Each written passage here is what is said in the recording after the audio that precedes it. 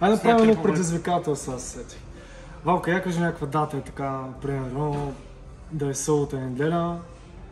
Айде, кажем първата събота и неделя на август месец. На август, добре, айде. Айде, приема предизвикателство към всички клубове в България, от нас двамата.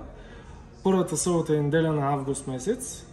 Всеки малко или много има маса по канадска в града си, да изкара на центъра и да се направят една публична тренировка, като вид демонстрация по канадска борба. Да видим, примерно, това какъв ефект ще има, примерно всеки може да прави видео, снимки и така нататък. Така че, предизвикай ги ти, да не е само аз. Правиме го! Значи, ето, с Георги Чилаков правим преди това предизвикателство.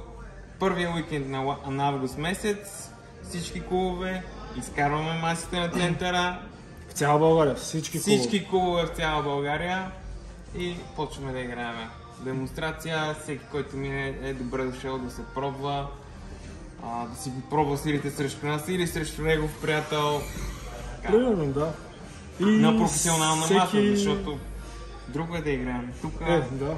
Друго е на масата. Да има представителност на спорта. Абсолютно. Примерно всеки може да правиш после на Валю Господинов снимки и клипове и това нещо после да се качи в неговия канал, в страницата. Да.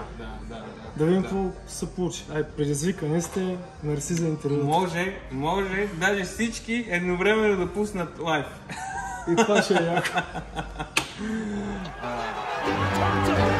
Are you kidding me?